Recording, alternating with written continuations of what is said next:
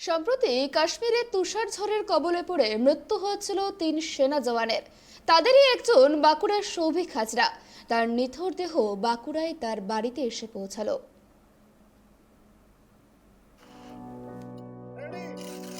কাশ্মীরে তুষার ঝড়ে শহীদ সেনা জওয়ান সৌভিক হাজরার মৃতদেহ গতকাল রাতে আনা হয় বাঁকুড়ার ওন্দা ব্লকের খামারবেড়িয়া গ্রামে।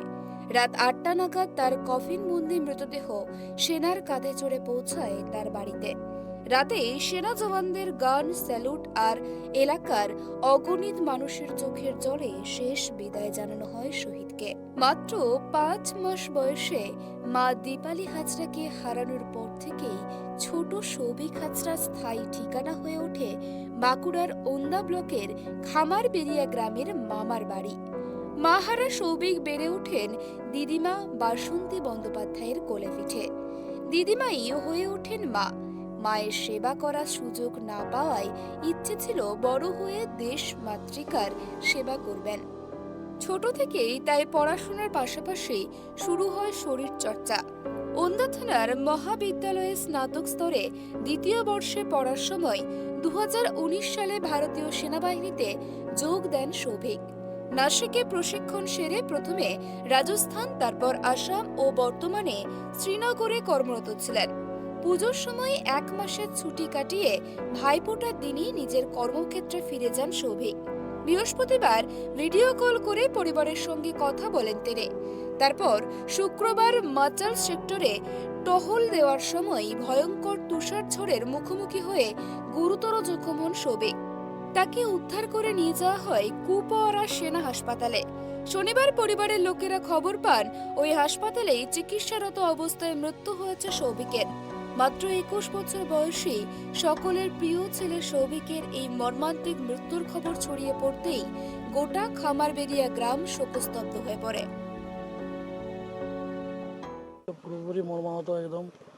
কারণ যেদিন এই ঘটনাটা ঘটে বৃহস্পতিবার, সেদিন আমাকে সন্ধ্যাবেলায় ভিডিও কল করে বলে যে আমার দেখায় যে ও ওখানেই রয়েছে, বরফ পড়ছে। ও বললো যে এরপর আমি ডিউটি আছে, এরপর সন্ধ্যার দিকে ডিউটি যাবো, তখন তার ভিডিও কলে পাওয়া যাবে না, তার ভিডিও কল করে নিচ্ছে।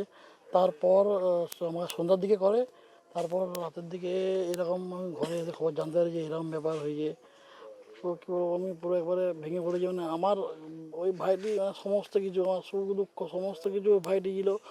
আমি কী করে সামলাবো, আর এত ঘরের লোককে কী করে সামলে রাখবো আমি কিছু বুঝতে পারছি না। এবার সত্যি আমি একদম আমার বলার কিছু নেই। নিজের ভাইয়ের উপর থেকেও বেশি, মস্ত তো ভাই, কিন্তু নিজের ভাইয়ের থেকেও বেশি আমি ভাবি ওকে। সবটাই খবর দেয় যে চেস্ট পেন নিয়ে ভর্তি একটু, তারপর বলে যে রাত ১২টার সময় ডাক্তার আবার চেকিং করবে, তারপর ফুল রিপোর্ট পাওয়া যাবে। কী শুনেছেন ঘটনাটা কী ঘটেছে? প্রথমে তো চেস্ট পেনের কথাই আমাদের বলা হয়, পরবর্তীকালে আমরা জানতে পারি এটা ন্যাচারাল ক্লাইমেটে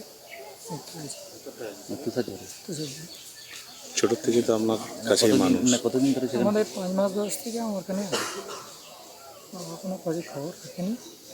আমার কাছে আছে বড়ো ভাই, বাবার কাছে আছে, বাবার দ্বিতীয়বার বিয়ে করে। কতদিন ধরে ওখানে কর্মরত করেছে? কর্ম ৩ মাস। শনিবার তার কফিনবন্দি দেহ বিশেষ বিমানে পৌঁছয় দমদম বিমানবন্দরে। সেখান থেকে পানাগড় হয়ে গতকাল রাতে সেনা জওয়ানরা সৌভিকের কফিনবন্দি দেহ নিয়ে যান খামারবেড়িয়া গ্রামে। দেশ মাতৃকার বীর শহীদকে শেষবার চোখের দেখা দেখার জন্য রবিবার সকাল থেকেই খামারবেড়িয়া গ্রামে কার্যত উপচে পড়েছিল গোটা এলাকার মানুষ। শোকে দিনভর কার্যত অরন্ধন পালিত হয়েছে গোটা গ্রামে।